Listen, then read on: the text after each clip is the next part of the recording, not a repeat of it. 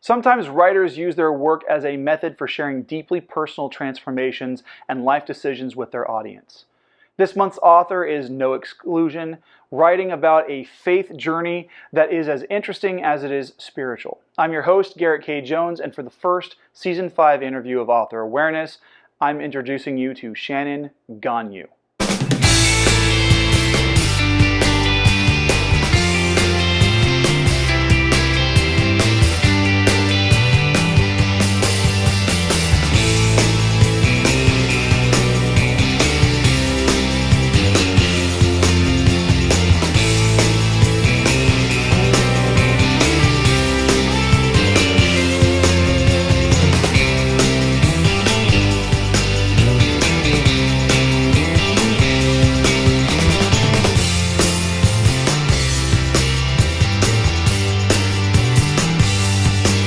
Welcome back to The Right Way. A couple of things are coming up that you should be aware of. Next week is my live stream. I'll be going live from the Hanford branch of the Kings County Library on the 22nd for my October lecture. I'm going to be discussing ways to tighten up word usage in a story. This ties back to a lesson I did in showing and not telling, using specific, concise words to strengthen the story's flow. You can tune into that video by following me on Instagram at GKJ_publishing. I also want to remind you that I will be doing my third annual push for raising donations to support No Shave November, which is a program that is designed to raise money and awareness for research on cancers that specifically affect men. Now, if you'd like more information on No Shave November, you can check out the information linked down in the video description.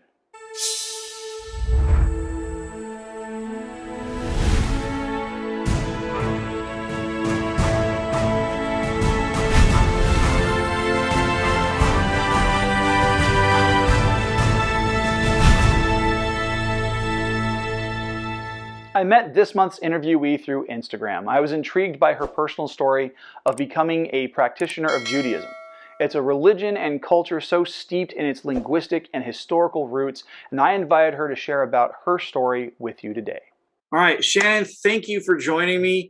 Tell me about what it is that you write and the books that you have created. Yeah, so I just wrote one book. It's a memoir about converting to Judaism. It's a project that I started with the help of my rabbi because when I was converting, there weren't a lot of firsthand accounts of somebody who had come to Judaism on their own and wanted to become Jewish. So after converting and living as a Jew for a few years, I decided I would just write the book with my rabbi's help so that other converts have a resource that I felt like I was missing when I was going through the process.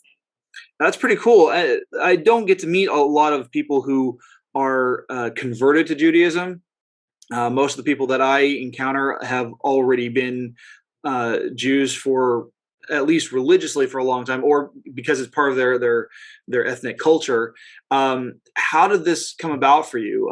Did you convert from a Christian or Catholic background, or or were you agnostic beforehand? How did this come about? I grew up Roman Catholic, and I think Roman Catholicism and Judaism have a couple things in common. One is a lot of emphasis on studying and learning history and kind of arguing in pairs to get to the meaning of a text. But for me, when I was in college, I encountered Judaism for the first time. I grew up in a really Catholic Christian suburb.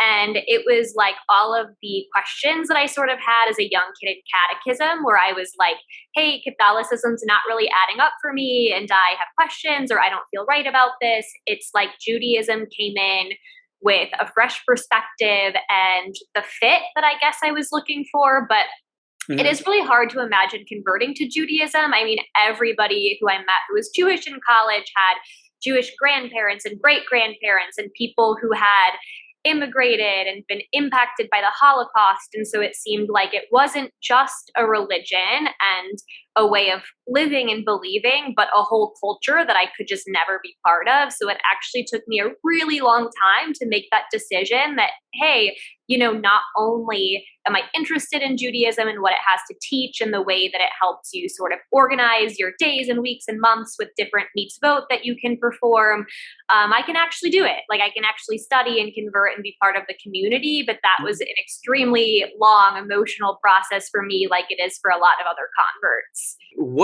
Aside from the conversion and telling your story, what inspired you to tell this personal anecdote of your conversion?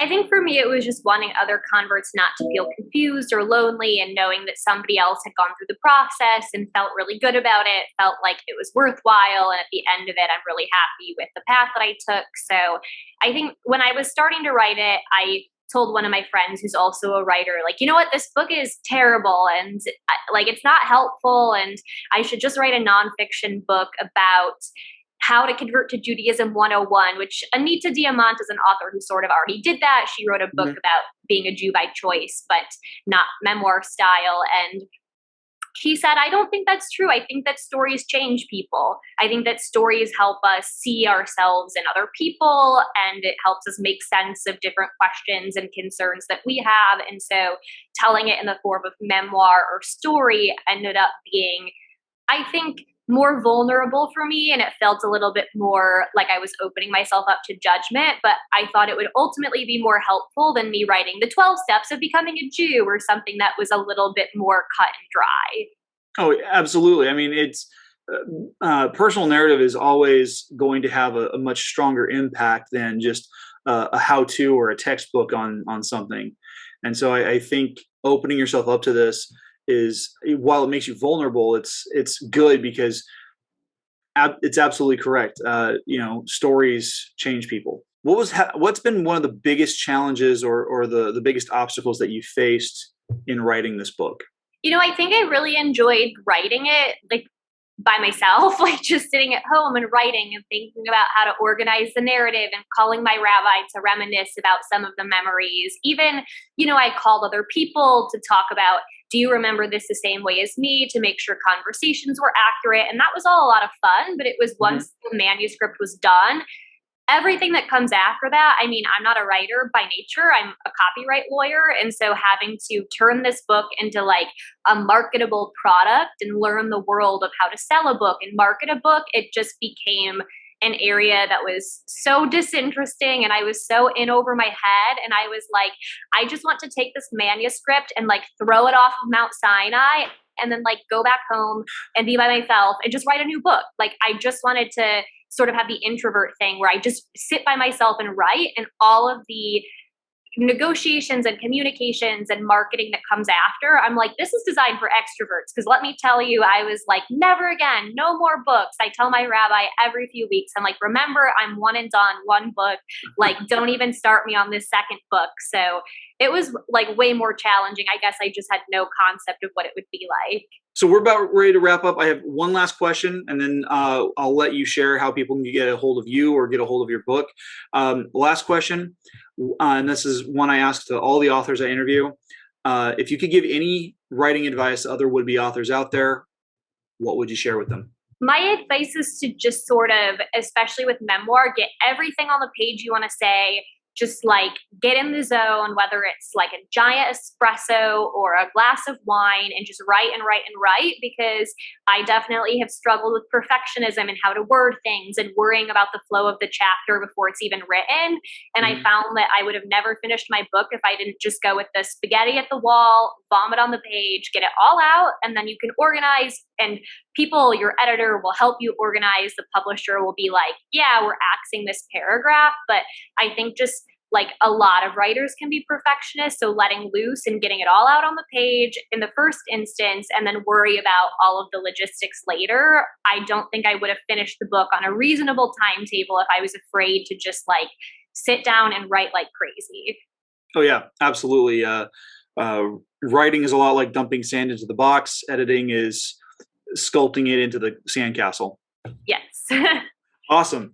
Well, Shannon, how can people get a hold of your work? How can they find you on social media and all those connections? Yeah, I mean, my book is pretty much available everywhere that you find books, Barnes & Noble, Amazon, some local bookshops if you are so inclined. And then my publisher, MSI Press, has a little bio for me on their website with my email address. And I'm usually checking my Twitter, less often checking Instagram, but I do eventually get back to Instagram. I'm just like awful at taking photos, so not the best way to get a hold of me, but Twitter DMs or the email on my publisher's website. Awesome. Well, Shannon, thank you for sharing about your book. It's been an honor to have you on the show. Thanks so much.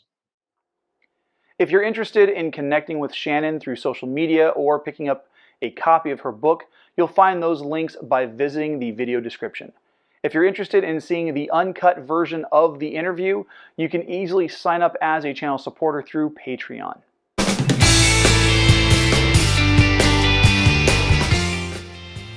Hey, thanks for watching. Please hit like, hit subscribe, and hit the bell for notifications on new videos. You can support the channel on Patreon and the merch store. Those links can be found in the video description. Make sure to tune in next week for the first Season 5 live stream on Instagram, and in 2 weeks for my first Creators Corner segment as I begin the overview on world building. See you then.